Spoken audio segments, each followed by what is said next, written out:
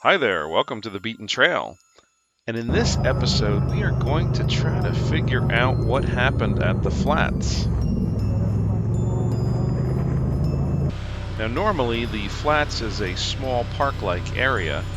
It's a riding area that's not very popular. It does connect to Coal Hills.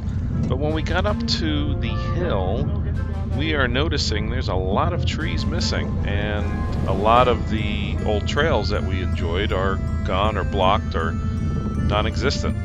So we had a large group with us, and we're going to drive around and turn around and see exactly where the main trail goes down to into the valley to see what happened. But it looks like there has been some tree clear cutting going on at the flats.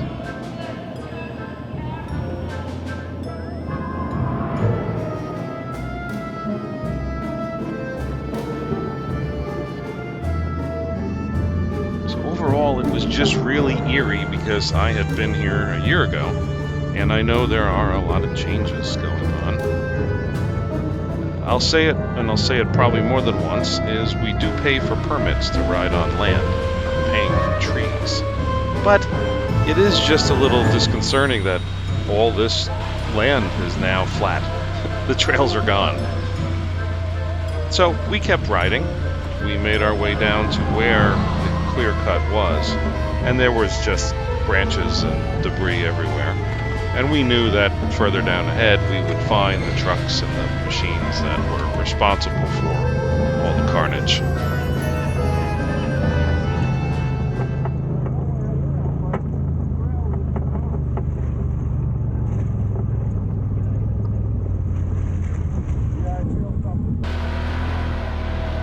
So as we moved on from the flat area that had been all clear cut, we made our way up and into some interesting trails. And we had been here before, and the group came around and we came down the long way. There was one of these hills where there was a stubborn rock that just had a real sharp edge that just yelled out, "I'm going to tear the crap out of the side of your ride, rock sliders or not." I know that probably was gated at one point. It's still on property, but I think someone put a gate up there or a metal cable that was up there. But Shane still wanted to give it a try and come on down, so caught him doing that. Short of just a little plastic and fender damage, it was good. Little fender damage.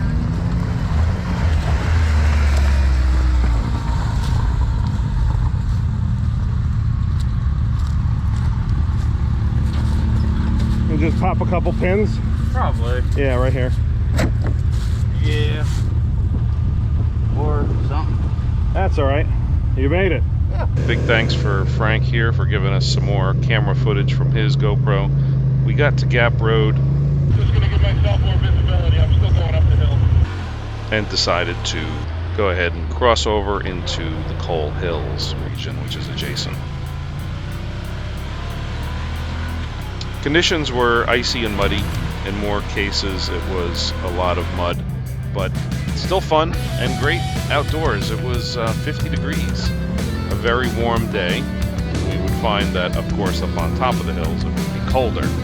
But driving through the pines, it was nice. Everybody had a good time, but with such a large group, we pretty much were running into a lot of dead ends. Regardless, everybody had a fun time on the trails.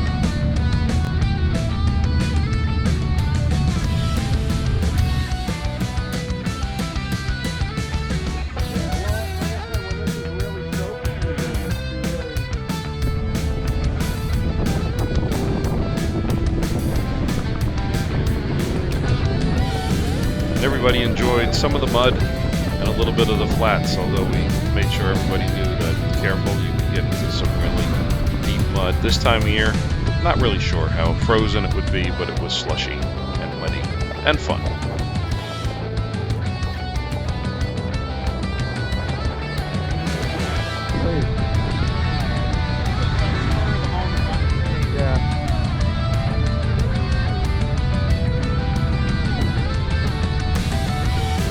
Excuse me, go.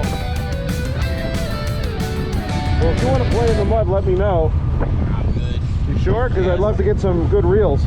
Maybe somewhere. Did you get mud on your shirt? jacket. Jacket's got mud on. But that's not the beaten trail slip,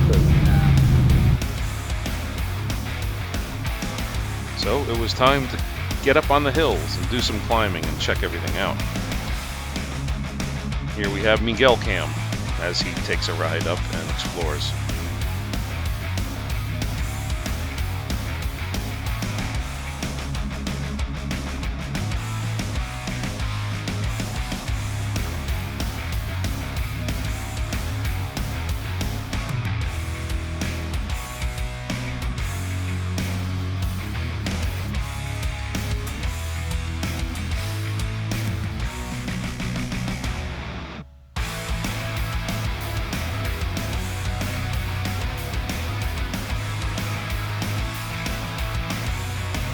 There were some hay bales put out. There was a little bit of seeding going on. They were reclaiming some of the land or rejuvenating the land with some plants, so they had those marked off. But the regular rest of the hills were open.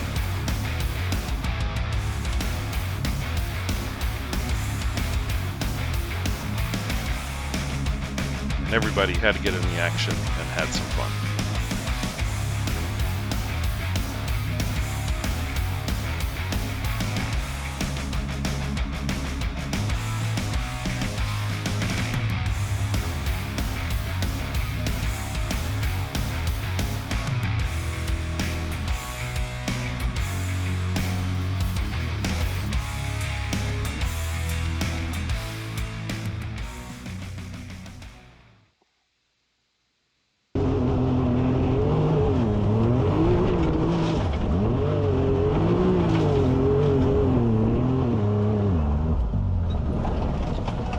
Unfortunately, one wrong turn and you can have disaster.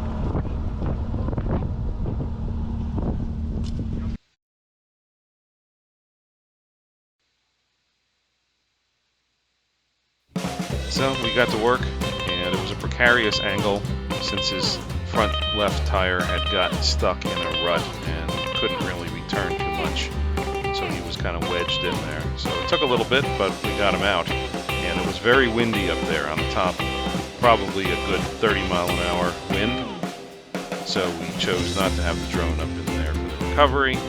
We just had some footage from the front of Miguel's winching vehicle. But nothing like good teamwork. Everybody got involved. Frank, Miguel, Paul, Shane, myself, everybody took some turns helping out, either digging or moving or winching or counterbalance. But either way, it was good to see that everybody worked together pretty timely, pretty quick. Thankfully, nobody got hurt and there wasn't any major damage to the unit.